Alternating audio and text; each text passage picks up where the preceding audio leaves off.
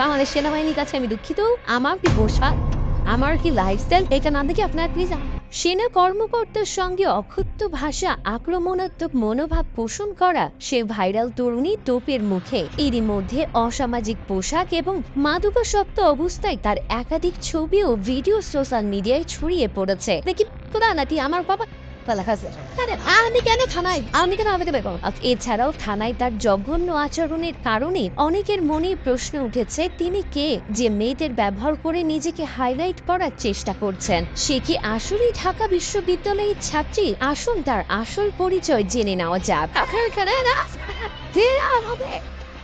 ফারজানা সাথী নামের এই মেয়ে মহিলা নিপীড়নের অভিযোগ নিয়ে শাহবাগ থানায় গিয়েছিলেন। সেখানে তিনি চেয়েছিলেন অভিযুক্তকে থানা থেকে বের করে 10 জন মেয়ে মিলে গণপিটুনি দিতে। এ বিষয়ে পুলিশ তাদের অনুমতিও দিয়েছিল, কিন্তু থানায় ডিউটিরত সেনাবাহিনীর ক্যাপ্টেন গণপিটুনির বিষয়ে রাজি হয়নি। তিনি আইন অনুযায়ী বিচার হবে বলে ফারজানাকে আশ্বস্ত করেন। যে কোনো ধরনের অরাজকতা যেন সৃষ্টি না হয় সে বিষয়ে তিনি খুবই তৎপর ছিলেন।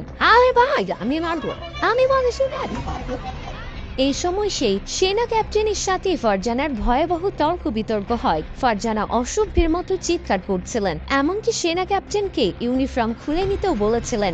এক নাগারে অশ্লীল ভাষায় গালিগালাজ করতে থাকেন। তবে ক্যাপ্টেন আশিক ভদ্রতার পরিচয় দিয়ে পরিস্থিতি নিয়ন্ত্রণে রাখেন। তিনি শান্তভাবে বলেন, আপনি যা বলবেন করে ফেলবেন, কিন্তু ব্যাপারটা এমন নয়। আমার জায়গায় অন্য কোনো সেনা ক্যাপ্টেন থাকলেও পরিস্থিতি আরো ভয়াবহ হতো। ফারজানের চিৎকারের ভিডিও মুহূর্তের মধ্যে সোশ্যাল মিডিয়ায় ছড়িয়ে পড়ে। জানা যায় ফারজানার সাথে ঢাকা বিশ্ববিদ্যালয়ের ছাত্রী নন, তিনি Lalmatia national college of home ইকোনমিক্সের ছাত্রী এবং বামপন্থী রাজনীতির সাথে জড়িত। তার পৈতৃক নিবাস যশোরে।